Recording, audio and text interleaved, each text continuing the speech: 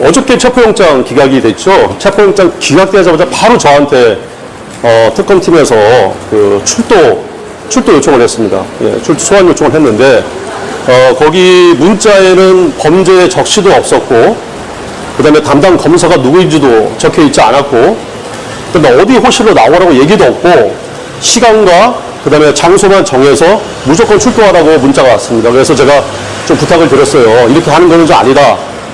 예, 문서를 좀 보내달라. 그랬더니 아침에 새벽에 이메일로 문서를 작성해서 보내셨더라고요. 그 문서 내용에 보면은 이제 범죄 사실은 없고 제명만 적시가 되어 있는데, 마찬가지로 이 사건의 범죄 혐의 범죄라고 의심받고 있는 특수공무집행 방해랑 직권남용 교사행위에 대해서만 기재되어 있고, 그다음 또 한 가지 추가적으로 국무회의와 관련된 조사도 하고 싶다라는 내용이 거기에 기재되어 있었습니다. 지하주차장으로 출입을 고소하고 있대요, 지금.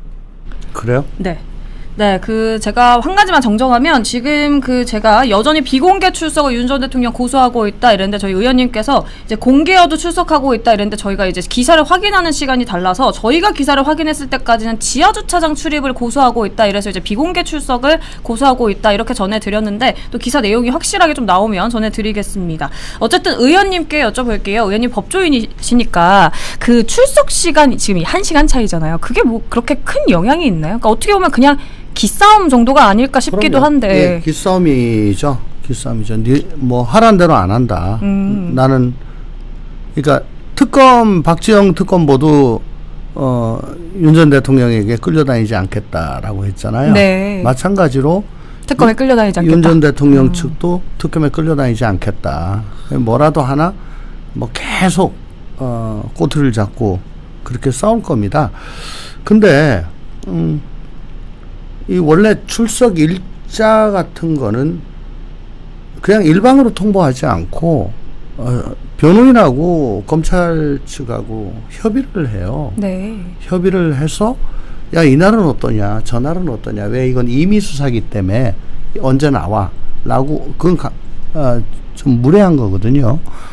그래서 서로 간에 달력 펴놓고, 그날 내가 재판 있어, 뭐 그날 우리 윤 대통령 뭐 어디에 가셔야 돼, 협의를 하는 거네요. 그렇죠. 근데 그런 과정이 없이 일방적으로 언제까지 나와 라고 했다는 거는 조금 이례적이고, 네. 언제까지 나와 그랬다고 하더라도, 그러면 제가 변호인이면 어쨌거나 검사 기분 나쁘게 해서 우리 의뢰인한테 득될 일이 없고, 판사 기분 나쁘게 해서 득될 일이 없기 때문에 바로 카메라 앞에 서 가지고 검찰이 이런 식으로 뭐 그냥 문자 하나 띡 보내고 이날 나오라고 그랬습니다, 협의였었습니다 라고 하지는 않습니다. 검사님 저한테 이렇게 메시지 보냈는데 그날 어디 의정부에 재판 있거든요. 네. 날짜 좀 딴 날짜로 해주셔야 되겠는데, 뭐 이렇게 드러나지 않게 하는 절차가 통상적인데, 막바로 나오라고 문자 보내고 거기에 대해서 또 카메라 앞에 서 가지고 이 사람들 말이야 이런 식으로 했다. 둘 다 너무 사납다. 사납다. 그러니까 공개적으로 지금 그러니까 공개적으로 기싸움 하고 있는 거네요. 네. 어떻게 보면. 네. 그러면은 제가 이제 앞서 뭐 비공개냐 공개냐 이것도 말씀드렸는데, 지금까지 역대 대통령들은 어쨌든 공개로 이제 나갔단 말이죠. 그런데 만약에 윤 전 대통령을 이제 공개로 하지 않고 아까 저희가 말씀드린 것처럼 지하 주차장을 고소해서 그걸 받아들일 경우에는 이거를 특혜로 봐야 되는 겁니까? 어떻게 봐야 되는 겁니까? 지금 박근혜 대통령까지 다 포토라인에 섰다. 그러니까 윤석열 전 대통령만 지하로 뽑아달라는 거는 특혜다, 복부락이다 라고 하는데, 요거는 하나 있어요. 박근혜 대통령이 검찰 조사받고 구속된 이후에 조국 전 장관이 법무부 장관이 돼가지고 그 사건 사무규칙을 개정을 했습니다. 인권 보호를 위해서. 네. 뭐 개정을 한다고 하면서 뭐 특별한 사정이 없는 한은 비공개로 출석한다, 그렇게 바꿨고, 실제 자기 자신이 약 30 며칠 만에 장관 그만두고 검찰청 나갈 때 제일 먼저 혜택을 받죠. 비공개 출석을 하는.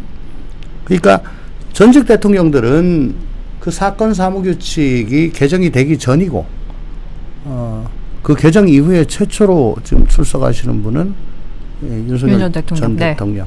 그러니까 단순히 전직 대통령은 어땠는데 너 왜 당신은 그러냐라고 하는 네. 거는 좀 안 맞아요. 그렇지만은 이미 수차례에 걸쳐 가지고 서울중앙지법에 재판을 받으러 월요일 날 아침마다 지금 카니발에서 내려가지고 이렇게 포토라인 같은 게 있잖아요. 또 기자들 따라 붙어가지고 계속 마이크 대고 있고. 그렇죠. 그러니까 이미 좀 깨졌다. 그런 게 한 번도 없었으면은 그게 좀 굉장히 중할 수가 있는데 내일 뭐 공개든 비공개든 하고 이틀 후에 월요일 날 아침에 다시 법원 가면서 공개가 되기 때문에 그게 뭐 그렇게 큰 의미가 있겠냐. 큰 의미는 없다. 특혜까지 보는 건 좀 확장 해석이다. 이렇게 예, 보시는 거죠. 알겠습니다. 그 이틀 전 25일에 이제 내란 특검팀이 청구한 체포영장 기각됐잖아요. 이거를 두고 저희도 이제 일탄 뉴스에서 계속 다뤘습니다. 이거를 두고 이제 특검팀의 목적이, 그러니까 전략이 성공했다, 아니다 이렇게 하는 건데, 왜냐하면 이제 수사의 목적이 있으니까요. 이건 어떻게 보세요? 결국 특검이 성공한 거예요? 양수겸장이죠. 특검이 성공했고 조은석 특검이 원래 이런 식으로 수사를 잘합니다. 제가 그래요? 중앙지검 특수 1부에서 조은석 특검하고 같이 근무를 했는데 네. 제가 한 기수 빨라요. 윤 전 대통령보다는 선배죠? 그렇죠. 거기는 4년 선배, 나는 5년 선배. 오. 근데 수사를 이렇게 발빠르게 아주 당하는 입장에서 보면 야씨 이렇게까지 하냐. 에이, 악독하다. 이런 말이 나온 게 아주 네. 찰지게 수사를 잘해요. 그래요. 그래서 제가 사실 일은 잘하는 거네요. 아이 그럼요. 네. 찰지게 잘해요. 그냥 당하는 사람은 아프지. 그래요. 그래서 제가 그때 당시에 조은석 특검한테 야 너는 조은석이 아니고 나쁜 석이야 내가 그랬어요. 농담으로 하도 찰지게 해서 이 수사도 이렇게 하나 남은 방법은 야 나 내 발로 나갈게 왜 나한테 묻지도 않고 체포영장이야. 네. 그러면 나갈게. 그래서 이렇게 얘기를 하게 만들어야지. 요번에도 법원에서 아니 자기 발로 나간다는데 기각이라고 했거든요. 그러니까 목표가 발부받는 것도 목표일 수 있으나 윤석열 전 대통령 측으로부터 직접 부르면 나갈게 라는 네. 말을 하게 함으로써 어쨌든 소기의 목적은 달성을 한 거죠. 그러니까 애초 이제 그 체포영장이 기각될 걸 어느 정도 예상도 했다라는 말씀이신 거네요. 어차피 알고서도 우리는 그냥 나오게끔 하는 것 자체가 목적이니까 뭐 이게 기각돼도 상관없어. 이것도 염두에 두고 이제 염두에 두고 또 그동안에 수사권을 문제로 당신 그쪽 기관 수사권 없어. 그 불법한 수사에 위법한 수사에 거기에 협조 못해. 이렇게 했는데 어쨌든 특검이란 게 새로 만들어졌잖아요. 여기에 대해서는 수사권을 시비를 한 적이 없습니다. 그렇기 때문에 출석 불응의 의사가 명확하지 않은 상태에서 청구가 된 거죠. 알겠습니다. 그 윤 전 대통령, 이재명 대통령이 이제 정말로 막 뭐 가만 안 둘 것 같다. 결국 뭐 구속이 되고 감옥에 갈 것이다. 김건희 여사 관련 구명 로비 의혹도 불거지고 있다. 윤 전 부부 평안하게 노후 보내기는 힘들 것이다. 이런 의견이 좀 나오고 있는데 이거는 끝으로 좀 어떻게 보세요? 결국에는 특검이 이제 노후를 평안하게 보내게 하지 않을 것이다. 이런 의견입니다. 어쨌거나 내란 우두머리라는 것이 법정형이 사형 무기징역 혹은 금고 그러니까 네. 사형이란 무기밖에 없는 겁니다.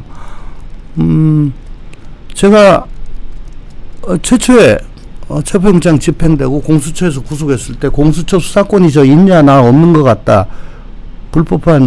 위법한 구속인 것 같다. 절차가 잘못됐다. 그래서 그것 때문에 사실은 석방이 됐는데 네.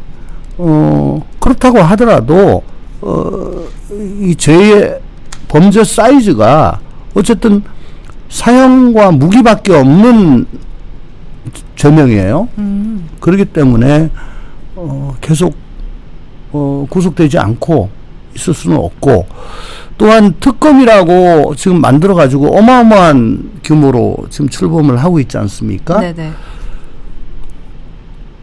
저렇게 만들어 놓으면은 지금까지 나온 것들 다시 확인하는 거에다가 뭐 인테리어 조금 해서 이쁘게 보여지는 거, 깔끔하게 보여지는 걸로는 특검이 밥값을 했다고 평가를 못 받을 겁니다. 특검이라는 잠정적인 공조직도 공조직이거든요. 공적 기관은 만들면 자가 증식 본능이 있습니다. 세포 분열을 해서 자꾸 키워요. 일거리도 키우고 사이즈도 키우고 예산도 키우고 조직도 키웁니다. 이거 역시 마찬가지입니다. 사이즈 키우고 예산 키울 수는 없으나 약 6달 정도 존속하는 기관이기 때문에 그럴 수는 없으나 사건을 자꾸 키울 겁니다. 아, 사건을 계속 사건을 키울까요? 계속 키워서 봐라, 특검 들어오니까 이런 게 새로 밝혀졌지. 그게 뭐 외환일 수도 있고요. 뭐 녹음 파일일 수도 있고요. 전에 말한. 예. 네. 또 김건희 여사 특검 같은 경우는 사실 그동안에 검찰에서 마크 방어를 좀 많이 했다고 저는 개인적으로 생각합니다. 특히 검찰총장한테 보고 안 하고 서울중앙지검에서 독단적으로 그 제3의 장소에서 조사하고 나중에 불기소 처분했을 때 저는 검찰 망했다라고 저 얘기를 하고 다녔거든요. 그러세요. 네. 공정해야 되지만 공정한 것보다 더 중요한 건 공정해 보이는 건데 공정해 보이는 시도조차 이제는 하지 않는구나 검찰이. 내가 검사 출신인데 어떻게 저렇게 하냐. 거기다가 이런 결정에 대해서 전국의 2천여 검사 중에 하나도 이프로스 그 내부 통신망에 이게 뭡니까? 라고 글을 올리는 사람이 없었다는 거예요. 네. 그러면 그 조직은 완전히 내부 소통이 막히고 정말 실망스러운 그런 조직으로 되는 거죠.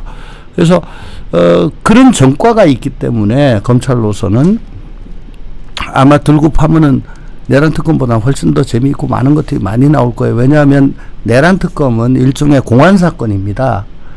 공안 사건이고 사이즈가 크죠. 근데 김건희 특검 같은 경우는 특수 혹은 자범 사건 같이 귀에 쏙쏙 박히는 명품백 그리고 굉장히 자극적인 요소가 많은 그런 사건이에요. 그래서 시선을 많이 뺏을 겁니다. 그래서 사이즈는 작으나 그렇게 굉장히 자극적인 그런 사건들이 속출할 거기 때문에 국민 감정은 더욱더 안 좋아질 것이고 결국은 윤 전 대통령 내외 두 사람 모두 다 영어의 몸이 되지 않을까라고 생각을 합니다. 알겠습니다. 윤 전 대통령 얘기는 여기까지만 하고 앞서 이제 김건희 여사 오늘 퇴원했다고 하는데 사진만 보고 주제 넘기겠습니다. 네, 지금 보시는 것처럼 김건희 여사 이제 퇴원했다는 소식 이제 사진으로 이제 보여드리고요.